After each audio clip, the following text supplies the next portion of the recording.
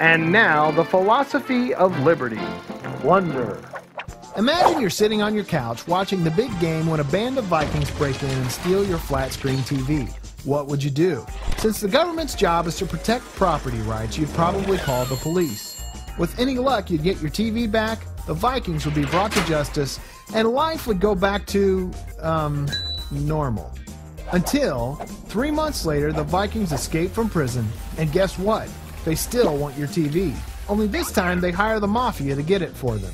Is there really any difference? Hardly.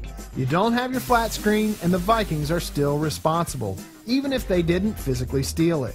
With any luck, you'd eventually get your TV back, the Vikings and the Mafia would be brought to justice, and life would go back to... Okay, there's probably no such thing as normal after that. So what if the Mafia decided to donate the flat screen to a family less fortunate than yours? God bless us, everyone. Does this act of charity make the theft of your personal property any better? Absolutely not. Anytime anyone steals your property, for any reason, with or without the help of the Mafia, it's a criminal act of aggression. So what do Vikings and the Mafia have to do with Frederic Bastiat?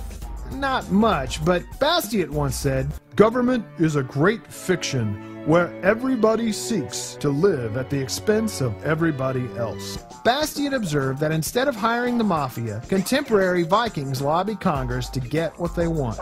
Acts of aggression that are criminal when committed by you or I suddenly become legal through the magic of legislation. In this way, individuals or groups of people are able to steal life, liberty, and property of others with the protection and assistance of the government. It's what Bastiat called legal plunder. This film is not yet rated. What does legal plunder look like? Sometimes legal plunder is easy to see. When banks or businesses get billions of dollars in bailouts, that's legal plunder. When legislation forces you to buy insurance for yourself or others, that's legal plunder. Other times, legal plunder is harder to spot and may even appear to benefit society, like federal farm subsidies or Social Security. But anytime wealth is forcefully transferred from one person to another, it isn't charity. It's just another form of legal plunder. Legal plunder doesn't only apply to money.